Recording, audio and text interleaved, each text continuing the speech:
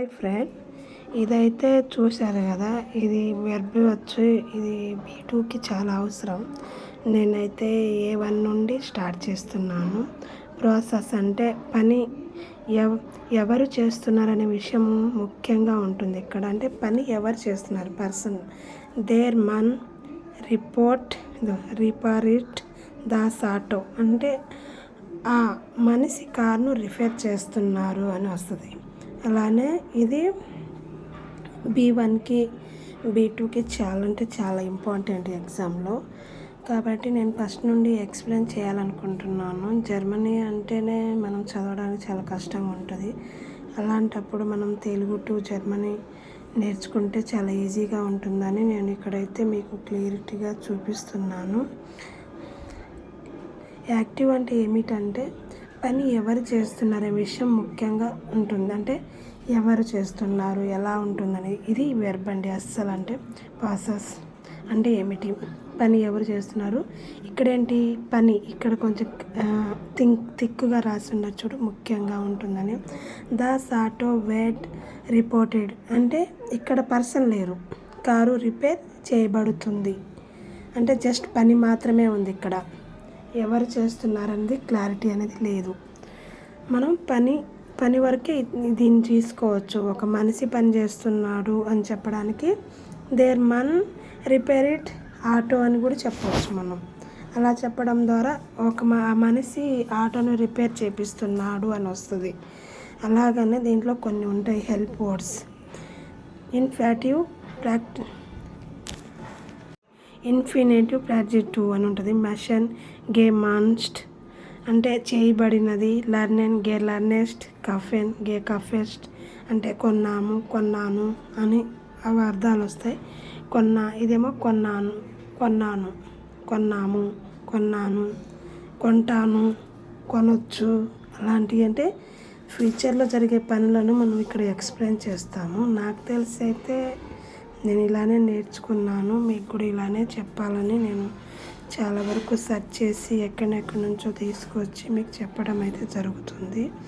ముఖ్యంగా ఏంటంటే మనం వాడాలి. ఇప్పుడు నేను ఇస్గేహే ఆర్బైటే ఇస్గేహే సూపర్ మార్కెట్ కఫెన్ అంటే కొంటున్నానని చెప్పొచ్చు. బెస్పీల్ అంటే ఉదాహరణ అని చెప్పొచ్చు.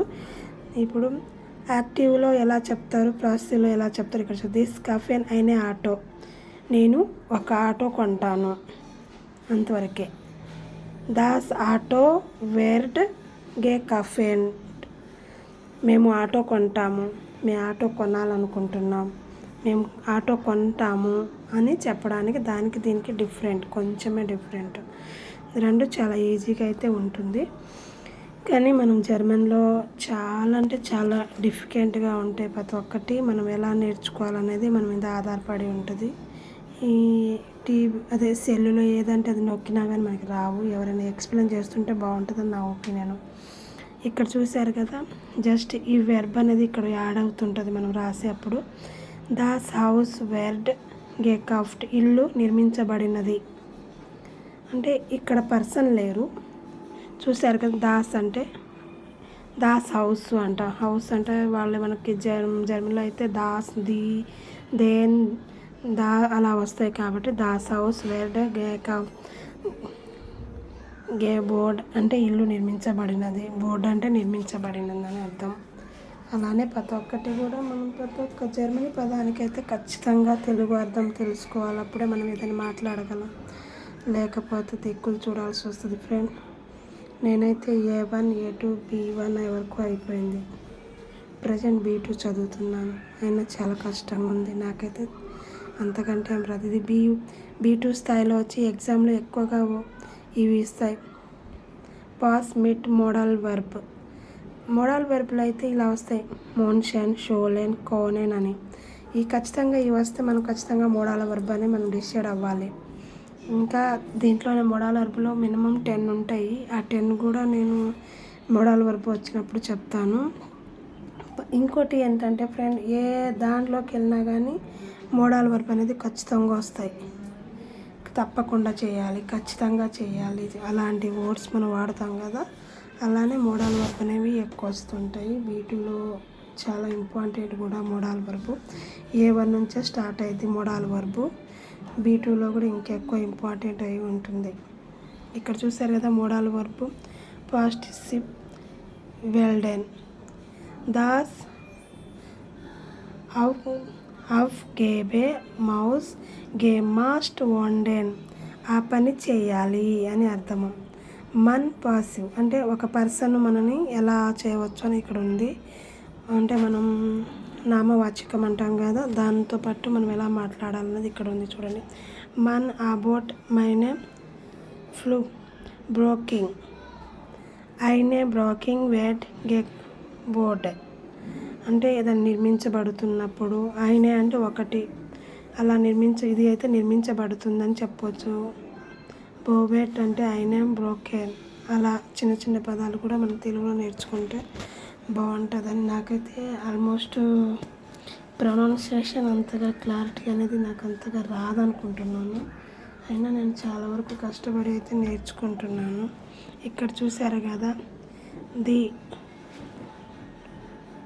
డాక్యుమెంట్ మౌజెన్ గేషూర్స్వెక్స్ట్ వెల్డెన్.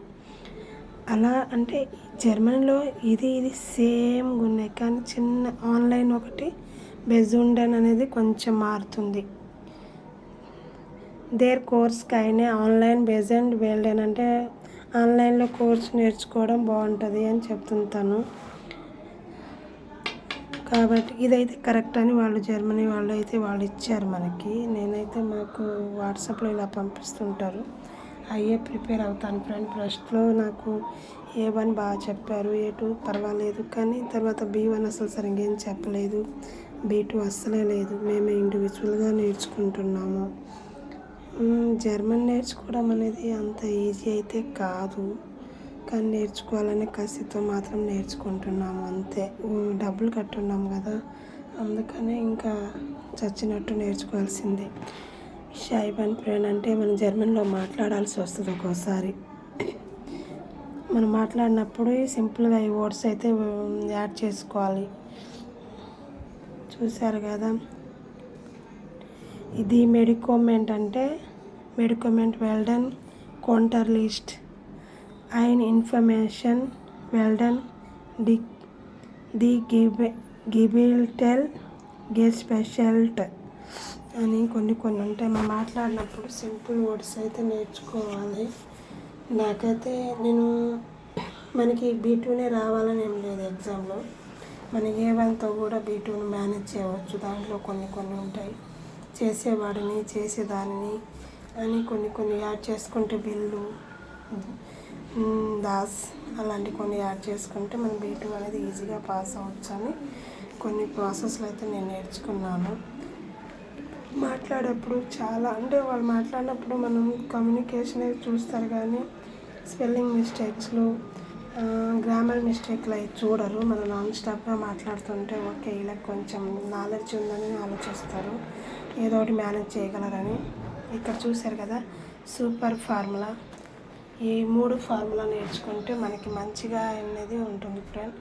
ఈ 3 ఒకే దాంట్లో వస్తాయి. యాక్టివ్ చూశారు కదా, పనిచేసే వ్యక్తి ముఖము యాక్టివ్. ఈస్ కాఫే అయినే ఆటో, నేను ఒక కారు కొనాలనుకుంటున్నాను. ఇక్కడ అర్థం ఏంటి, యాక్టివ్ ఎవరు, ఇష్ అంటే నేను అని కదా, నేను ఆటో కొనాలనుకుంటున్నాను అని చెప్తున్నారు. మనకి ఇక్కడ యాక్టివ్ అనేది నామవాచకం కిందకి వస్తుంది, అంటే పర్సన్. నేను, దు, నువ్వు, హియర్ అతడు, జీ ఆమె అలా అని. ఈష్ కాఫే అయినే ఆటో, నేను ఒక కారు కొంటాను అని చెప్తున్నారు కదా, అలానే ఎవరు కొంటానని చెప్తున్నారు, నేను అంటే ఈష్. అలా చిన్న పదాల నుండి మనం జర్మనీ అనేది ఈజీగా అయితే నేర్చుకోవచ్చు. మీరు దయచేసి ఎవరైనా ఎక్కడైనా జాయిన్ అవ్వాలనుకుంటే అసలు జాయిన్ అవ్వద్దండి. వీలైనంత వరకు టార్గెట్ పెట్టుకొని యూట్యూబ్లో చూసి నేర్చుకోండి. బయట అంతా ఫ్రాడ్ జరుగుతుంది, ఇన్స్టిట్యూట్లు బాగాలేవు. ఒకళ్ళు జాయిన్ అయినా కానీ వాళ్ళు మనం B2 వరకు చెప్తారనే గ్యారంటీ అయితే అస్సలు లేదు.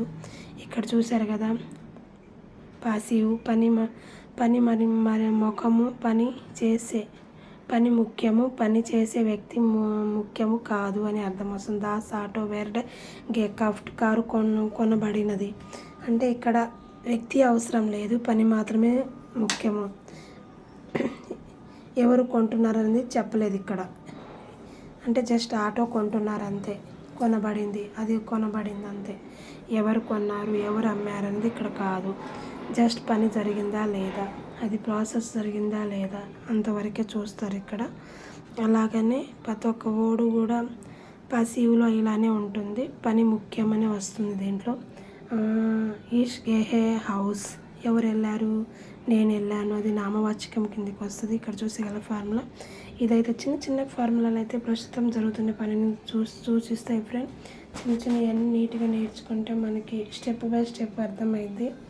ఎగ్జామ్లో అయితే ఆటోమేటిక్గా మనకి అన్ని విధాలుగా వస్తాయి ఫ్రెండ్, మనం ఏమేమి నేర్చుకున్నాం ఏంటనేది. ఇంకోటి ఏంటంటే మనం చదువుతున్న టెక్స్ట్ బుక్లో ఏవి రావు, కానీ ఆ పదాలు వస్తుంటాయి. ఇప్పుడు మనం చదవడం, తెలుగు రాయడం అన్నీ వచ్చు కదా, అలానే ఏదో ఒకటి అడుగుతారు, దాన్ని బట్టి మనం రాయాలి. అంతేగాని బుక్లో చదివిన ఏ ఒక్కరోజు కూడా రావు. కాబట్టి బుక్ని అయితే డిపెండ్ అవ్వకండి. ఇక్కడ కూడా సేమ్ ఫార్ములా రాశారు ఫ్రెండ్. దాస్ హౌస్ వెల్డే గే బోర్డ్ అని, ఇల్లు నిర్మించబడినది. ది తూస్ వెల్డే గే ఫోఫెంట్, తలుపు తెరవబడినది. అంటే చేయబడింది, తెరవబడింది, చేయాలి అనే పదాలు అయితే వస్తుంటాయి. ప్రతి ఒక్కదానికి మనం ఇలా అర్థాలు తీసుకొని నేర్చుకోవడం ద్వారా ఒకరోజుతో అయితే సక్సెస్ అస్సలు రాదు ఫ్రెండ్. డైలీ ఏదో ఒకటి నేర్చుకోవాలి, డైలీ. నేనైతే చదువుతూనే ఉంటాను ఎక్కువ శాతం చదువుతూనే ఉంటాను. మనం ఇంగ్లీష్లో అయితే దాస్ అనేది జస్ట్ దా అనేది అవసరం పట్టే వాడతాము, కానీ దీంట్లో అయితే ఇలా కాదు ఫ్రెండ్. ప్రతి ఒక్కదానికి దాస్ హౌస్, ది హౌస్ అని, ది డోర్ అని, దానికి పక్కన అది ఖచ్చితంగా ఉండాల్సిందే. అది లేకపోతే అది దాని వాల్యూ ఉండదు. టెల్స్ B2లో ఇలా రాస్తే బాగుంటుంది. నేనైతే టెల్స్ రాద్దామని అనుకుంటున్నాను B2లో. ఖచ్చితంగా టెల్స్ అయితే గ్రామర్ పాయింట్ ఉండదు ఫ్రెండ్. ఎగ్జామ్కి మనం నీట్గా క్లియర్ చేయవచ్చు అని నా ఒపీనియన్. మా ఫ్రెండ్స్ అయితే గ్రోత్ రాస్తామంటున్నారు, కొంతమంది అయితే టెల్స్ రాస్తామంటున్నారు. టెల్స్ రాస్తే కొంచెం ఇంప్రూవ్ ఉంటుంది. ఇంకోటి ఏంటంటే పాస్ అయ్యే అవకాశాలు ఎక్కువ ఉంటాయి ఫ్రెండ్. నేనైతే చాలా స్లో కాబట్టి అది కూడా నేను అంత ఆన్లైన్ ప్రజెంట్ B2 అయితే అసలు ఆన్లైన్ కూడా జరగలేదు. ఏదో బుక్ చూసుకొని ఏదో దాన్నో గూగుల్లో ఎక్కడో సెర్చ్ చేసుకొని నేర్చుకుంటున్నాను. ఇక్కడ చూసావు కదా, యాక్టివ్ పాసివ్ అంటే యాక్టివ్ అంటే పర్సన్ వస్తుంది ఫ్రెండ్. ఇక్కడ చూసారా, ఇష్ మన్ అని. ఇష్ అంటే నేను, మన్ అంటే మనిషిని వస్తుంది. ఇష్ కాఫీ అని దాస్ ఆటో, నేను కారు కొన్నాను. బోర్డ్ దాస్ హౌస్, నేను ఇల్లు నిర్మించాను. మన్ ఓపెన్ డోర్ అంటే నేను డోర్ ఓపెన్ చేశాను అని వస్తుంది. ఇక్కడైతే పక్కన సైడ్ అయితే పాసివ్ అంటే ఓన్లీ చేశారు.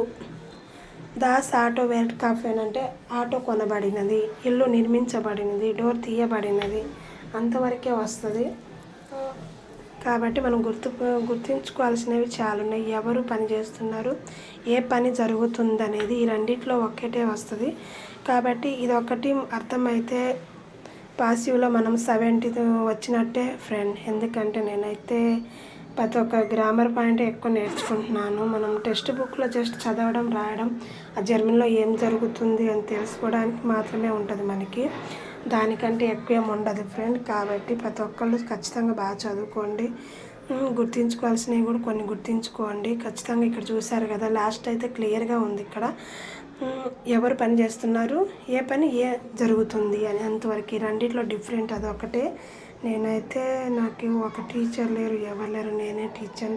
నచ్చితే ఫాలో అవ్వండి, సబ్స్క్రైబర్ చేసుకోండి. బాయ్.